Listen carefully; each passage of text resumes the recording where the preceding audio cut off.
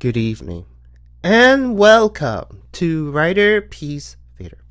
Me, Alistair Dahak, and tonight, me proud to present Kamen Gotcha, episode 16. Well, everybody, if it sounds like to you that I'm sick, yes, I am sick, as you can tell. The reason that I have finally finished and uploaded this video this late is because, as we all know, it was Christmas. And also, I had work, so I've been busy. So, better late than never. And I don't want to be left behind, because there's going to be a new episode in the last day of the year. So I don't want to get left behind with making two videos. So yeah, that's the video. And I hope you guys have a lovely Christmas or whatever holiday you guys celebrate. And I'll try to do my best to keep it short and sweet because I am kind of sick.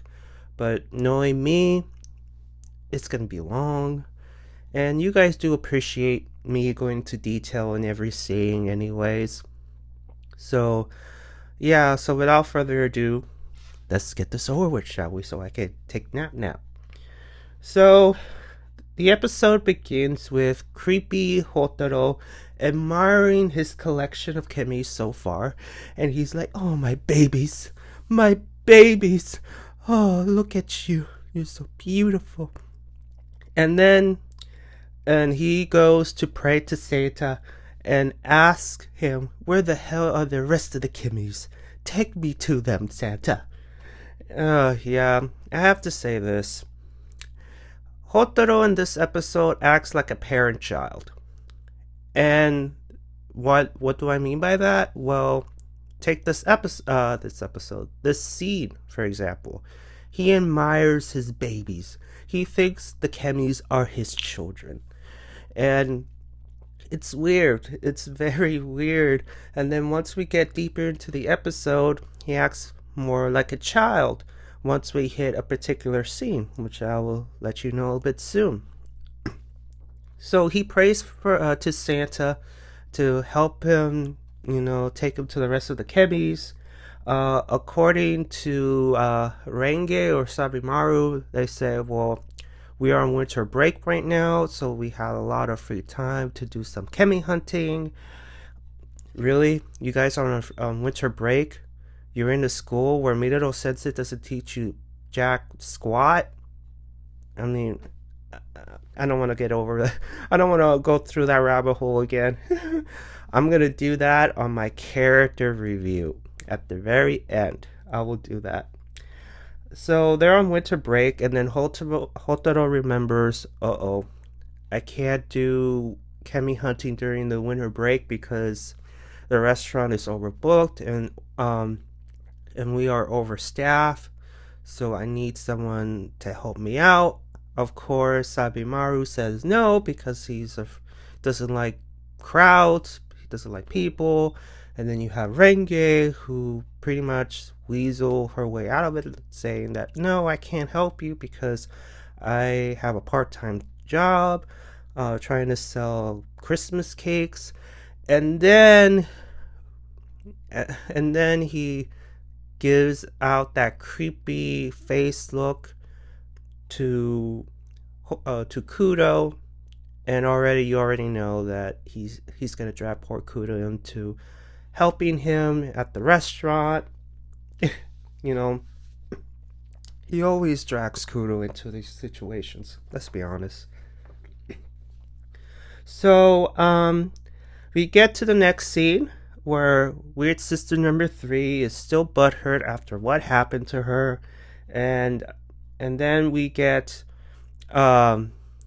Weird Sister number 2 receiving a gift from their master, Gedeon. I can't pronounce the master's name, but the master gives number 2 a gift. And it looked like by the end of it, she looks possessed and she transforms into a Melgime. We don't know what that is yet. So we get to the overbooked restaurant where you see Kudo doing the dishes. Hotaro gives a sticker to this kid. Hopper once tried to steal a gift box. Mama-san noticed a color change in Kudo's rings of power, and she told her that it belonged to my father. And then Kudo talks to Hotaro that, hey, I'm no longer the helpless princess anymore. I'll be fighting on your side next time. So apparently something happened. I think the Witcher movie explains it all. Um, if you guys want me to watch the Winter movie, all you have to do is write on the comments below and just type in, yes, please review it.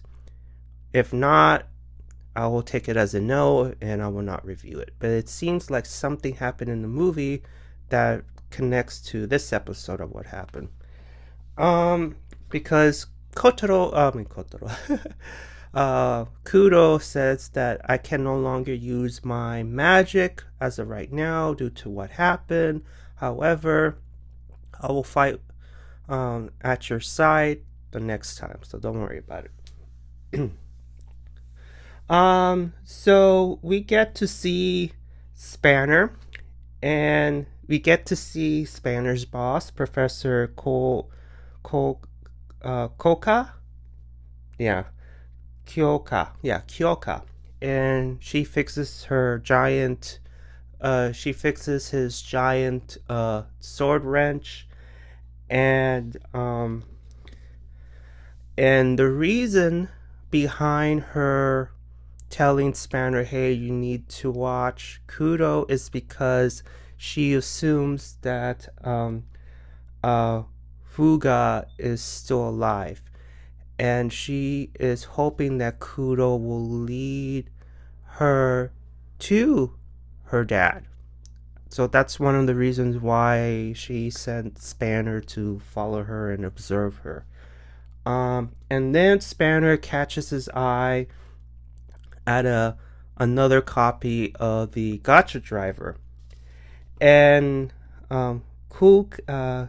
Kyouka says that particular driver is special. It was created by the Alchemy Association, unlike Valvadar, which can use one category of chemis into armor. This particular one can combine two chemis, drawing forth their full potential, exceeding the driver Hotaro has right now. And you could tell that Spanner has an eye on that driver. You can tell. You could definitely tell that he wants that driver.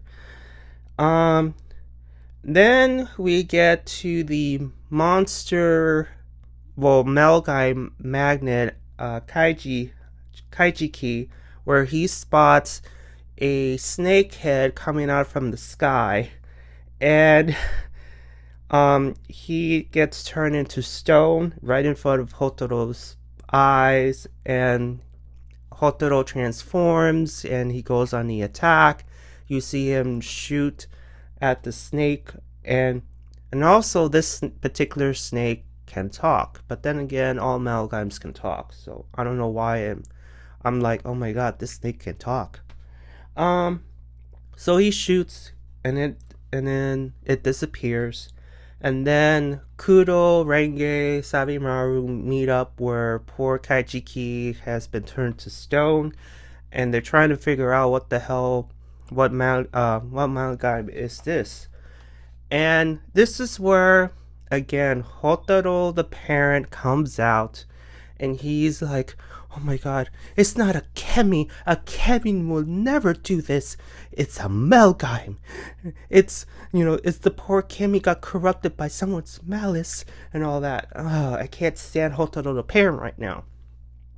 And then we get a phone call from Minoru Sensei And apparently there's more people gotten turned into stone across town, and they're still trying to figure out what Kemi it is.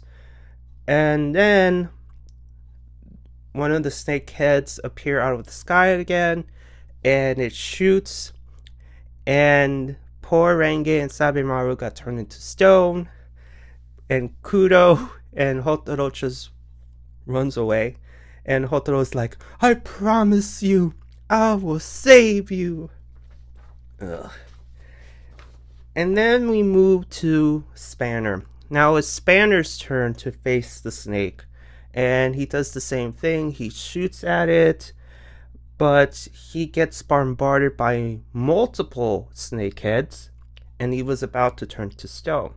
But luckily Hotaro came in and deflected the attack, and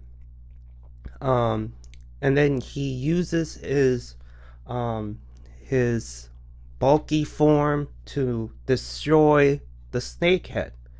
And then he pulls out the Kemi gun, the detector, in hopes of, okay, I destroyed the monster, I can capture the Kemi and all that good stuff. But he realizes it didn't work. And then Kudo comes in and tells Hotaro that, hey, the people are still in stone, so it didn't work. And then Kudo delivers a sticker to Hotaro, and it's the very same sticker he gave to the kid earlier in the episode. And this is where Hotaro turns into a child, where he says, why? Doshite? It's why now? It's Christmas. You know, people should be celebrating. Kids are waiting for Santa to give them presents and all that stuff. Why now? And this is where I'm gonna tell you, Hotaro, right here, as sick as I am to tell you this. Villains do not give a crap what day it is. It doesn't matter if it's Christmas, it doesn't matter if it's Halloween, Valentine's Day, Thanksgiving, hell, Children's Day. They don't give a crap. So I don't understand why he gets all dramatic as to why these villains decide to attack on Christmas. They don't care, dude. So now you know why in this episode Hotaro acts like a parent child. He acts like a parent with the chemis involved, and he acts like a child with that stupid question, why Christmas? Why do they have to attack on Christmas? Villains don't take days off. Ugh. Okay. So after that dramatic thing, this is where he tells Spanner and Kudo to go evacuate the rest of the people as much as you can. I will deal with the snake since it's after me. And Spanner, of course, was like, how dare you that a low-level alchemist is ordering me around? And like, Hotaro's like, dude, it's after me. Just go. And you could tell by the look of Spanner's face was reluctant, but he's right, and he goes to help Kudo. So Hotaro faces the Orochi because he realizes that, hey, the first head I shot the bell off, but this snake head has its bell on. So Hotaro discovers that the Kemi's name is Yamata no Orochi. And this is where Kudo uses, before she left, I went ahead of myself here, uses the Kemi card at the cloud and discovers the multiple heads. And then we go back to Kudo and Spanner trying to evacuate the rest of the people. Hotaro faces the Orochi, but gets overwhelmed by the multiple heads. The same thing that happened with Spanner. And then Kudo and Spanner turns to stone.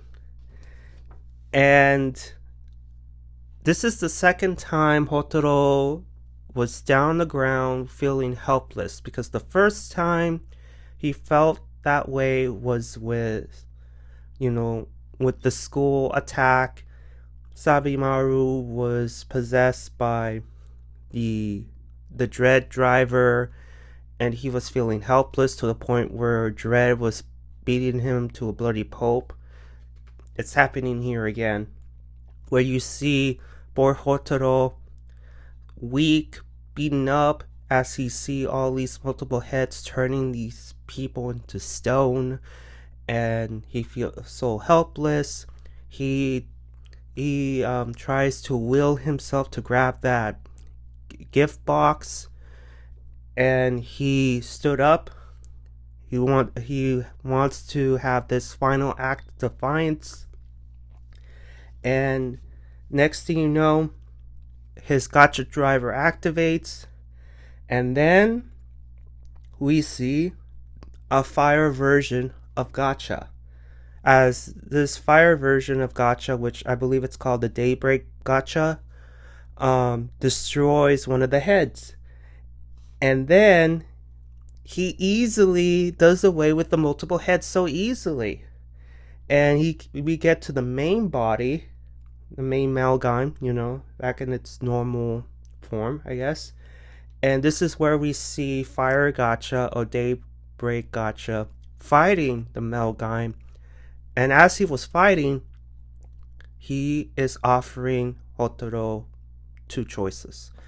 One choice is to let him do everything, let me finish the job and I will take care of the rest.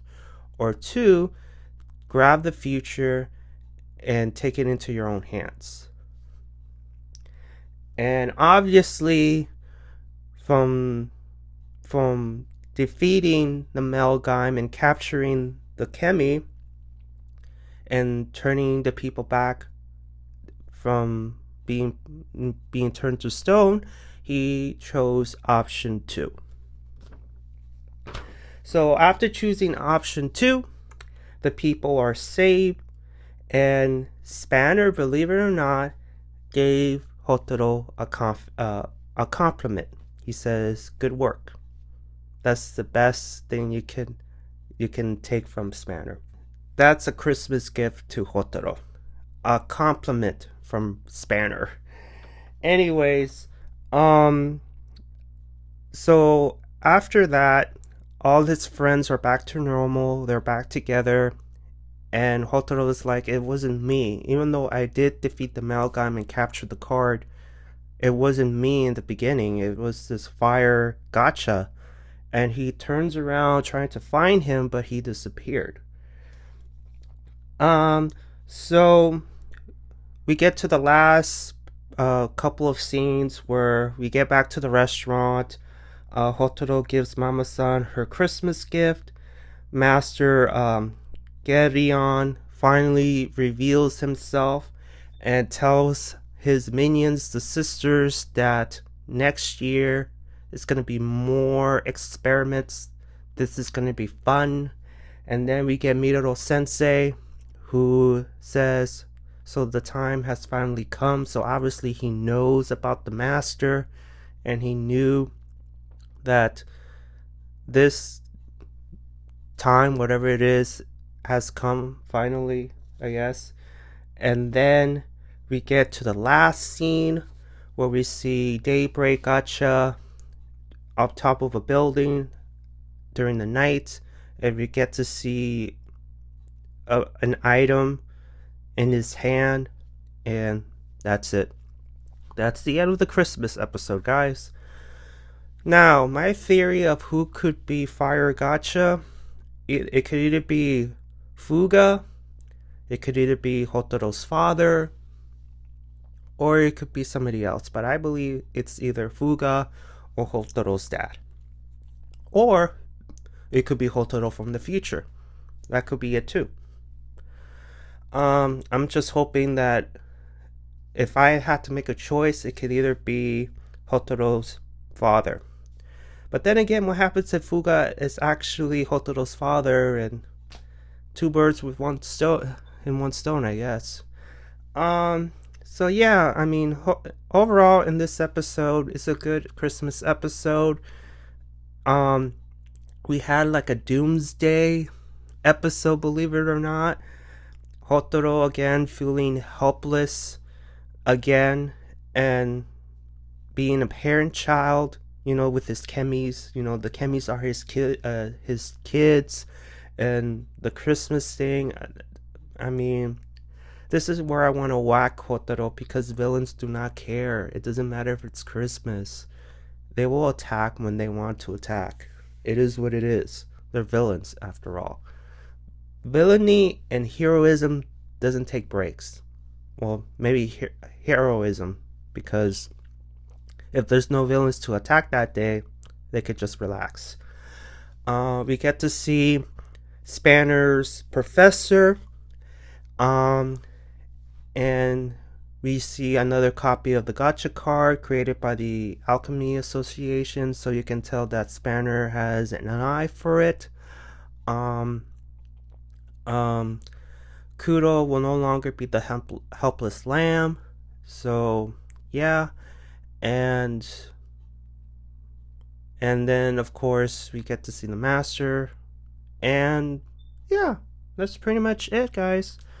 I try my best to keep it short and sweet, but I failed. But after I uploaded this video, I will go back to getting myself well.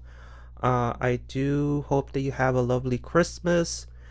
And yeah, so tell me, guys, have you seen the episode? Did you like it? Did you dislike it? If I missed anything, even though I have my notes in front of me, please write in the comments below.